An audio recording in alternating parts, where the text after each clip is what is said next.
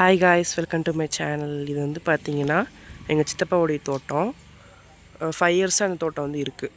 So வாங்க ஓனாக பார்க்கலாம். இத்தோட்டத்தோடைய என்ட்ரன்ஸ்லேயே வந்து பார்த்திங்கன்னா ஒரு மிளகா செடி ஒன்று இருக்குது.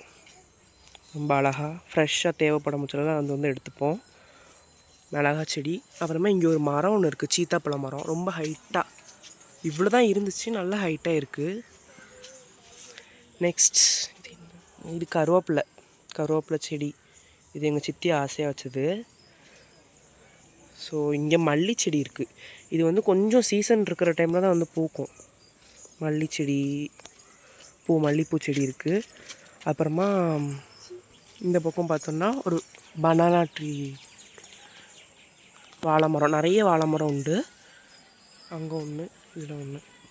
இது வந்து இந்தியன் செரின்னு சொல்கிற ஒரு ட்ரீ. நல்லா பெருசாக இருக்குது. ஸ்டில் அலைஃப் ஆஃப் 3 இயர்ஸ், 3 வருஷமாக இருக்குதுன்னு சொல்லியிருக்காங்க. இந்தியன் ட்ரீ இல்லாட்டி லெசோடா அப்படின்னு சொல்கிறாங்க இந்த மரத்தை. ஸோ எல்லாமே காயாக இருக்குது. அதனால் ஒரே ஒரு பழத்தை மட்டும் பறித்து காமிக்கிறேன். ரொம்ப நிறைய இருக்குது. இதில் ஒரு பழம் ஒன்று இருக்குது.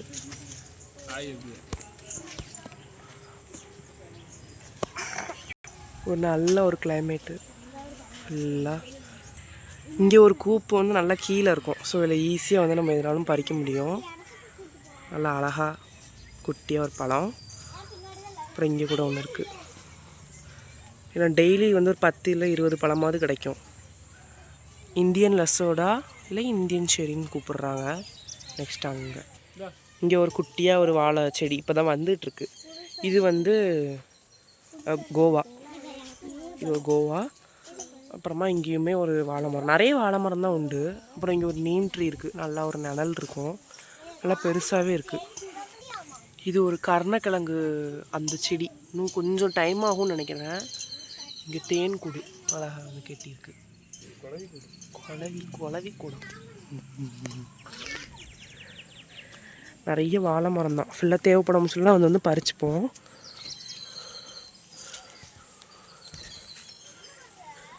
இன்னும் நிறைய டைப் ஆஃப் வாழை இது இருக்குது. இங்கே வந்து இந்த பிரியாணி இலை சொல்லுவாங்க இல்லையா, அந்த செடி நல்லா கொத்தாக இருக்குது நிறைய. இங்கே ஒரு இது கருவேப்பிலை மாதிரி ஒவ்வொரு டைப் ஆஃப் செடியுமே இருக்குது. இது வந்து இந்த நவ்வாப்பழம்னு சொல்லுவாங்கள்ல, அந்த செடி மரம் நல்லா பெருசாக இருக்குது.